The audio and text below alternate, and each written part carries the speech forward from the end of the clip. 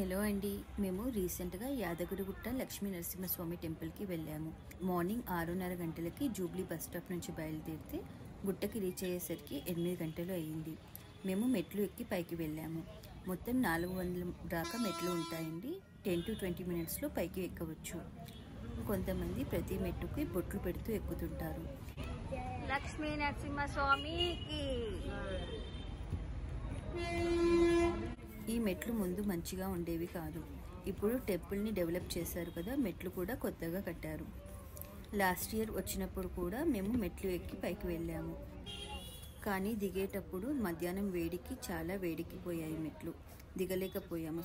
So ఈసారి కిందకి బస్సులో వచ్చేసాము. కొండపైకి న్యూ బస్ స్టాప్ నుంచి ఫ్రీ బస్సెస్ ఉంటాయి. పాత బస్ స్టాప్ నుంచి న్యూ బస్ స్టాప్ దాకా ఆటోలో వెళ్ళొచ్చు. పర్ మెంబర్కి ₹20 తీసుకుంటారు. ఆటోస్కి పైకి అలో లేదు. న్యూ బస్ స్టాప్ పక్కన కళ్యాణకట్ట, పుష్కర్ని ఇంకా అన్న సత్రాలు ఉంటాయి.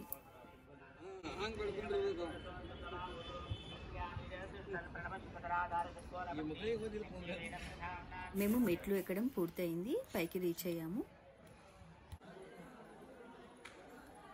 ఇక్కడ నుంచి రైట్కి వెళ్తే శివాలయంకి వెళ్ళొచ్చు. అండ్ లెఫ్ట్ సైడ్ ఆంజనేయ స్వామి గుడి మరియు క్యూ కాంప్లెక్స్ ఉంటుంది. మేము ఫస్ట్ శివాలయంకి వెళ్తున్నాము. ఇది శివాలయం అండి, లెఫ్ట్ సైడ్లో ఉంటుంది.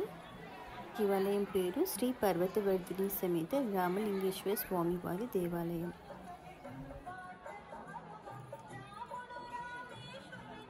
శివాలయం నుంచి కొంచెం ముందుకు వెళ్తే ప్రసాదం కౌంటర్ ఉంటుంది. అండ్ పైకి కొంచెం మెట్లు ఎక్కితే నరసింహస్వామి టెంపుల్ వస్తుంది. మాకు కళ్యాణం టికెట్ ఉంది. ఈస్ట్ ఎంట్రన్స్ నుంచి కళ్యాణం చేయించే వాళ్ళు ఎంటర్ అవ్వాల్సి ఉంటుంది. 9:45కి లోపలికి పంపిస్తారు. ఒక కళ్యాణం టికెట్ పైన 5 మెంబర్స్ని అలో చేస్తారు. 9:45కి స్టార్ట్ అయ్యి 11:30కి ఎండ్ అవుతుంది కళ్యాణం. కళ్యాణం అయిపోయాక దర్శనానికి పంపిస్తారు. లోపలికి ఫోన్స్ అలో చేయరు.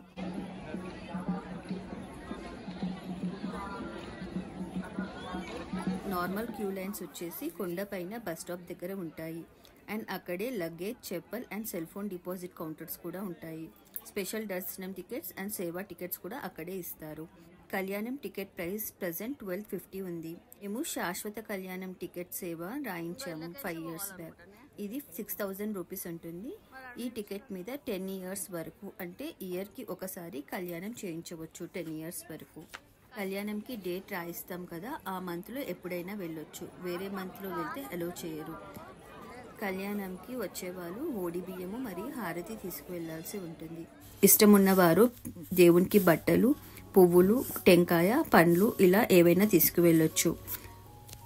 మాకు కళ్యాణం అయిపోయి దర్శనం అయ్యి బయటకు వచ్చేసరికి మధ్యాహ్నం 12:30 అయ్యింది. ప్రసాదం తీసుకొని బస్ స్టాప్ దగ్గర ఉన్న అన్న సత్రంకి వెళ్ళాము. సత్రం దగ్గర చాలా క్యూ లైన్ ఉంది. మేము కళ్యాణం టికెట్ చూస్తే డైరెక్ట్గా అలౌ చేశారు. తినేసి మళ్ళీ బస్ స్టాప్కి వచ్చి రిటర్న్ అయ్యాము. Thank you for watching. Like, comment and share the video and don't forget to subscribe.